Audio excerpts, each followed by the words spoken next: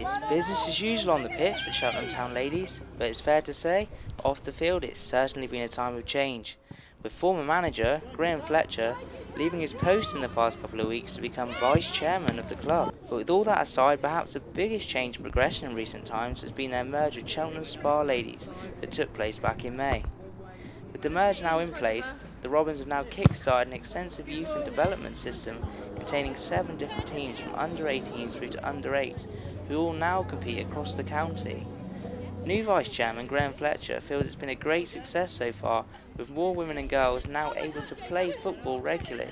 Well, I think the fact that we had 6 teams playing 2 weeks ago and have 6 teams this week, 6 teams last week, so we've probably got in the region of 100 plus ladies and girls playing football shows it's going really well, and we're delighted at that. The fact that there's more people playing football is what we wanted to happen, basically.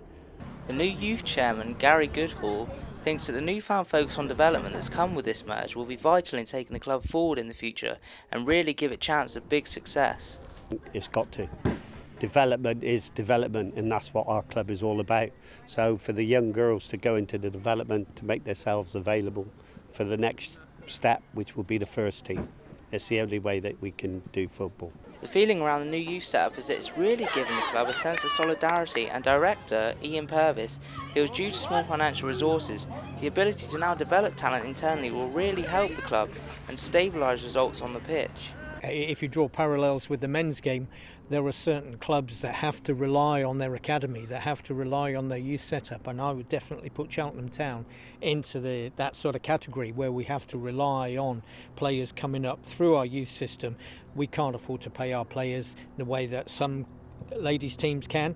We've got quite a small catchment, although we do have players coming from Swindon and Bristol outskirts. But yeah, we will rely on it in the future, absolutely. Overall, it's clear to see what the merge has done internally for the club, but Vice Chairman Fletcher recognises already how it has helped the club's reputation within the women's game. Yeah, I think the fact that we've now got a pool of talent. There was a girl came on Tuesday night. She's 15. She's probably one of the most talented footballers I've seen for a long time, and she just heard about us, making this into a big club, and she wanted to come and get involved because she thought it was a really good idea. And we're delighted to welcome people like that to come along, really, to be honest. Now with the season firmly underway for Cheltenham Town Ladies, there is a feeling of great success around the club following a successful merge with Cheltenham Spa Ladies.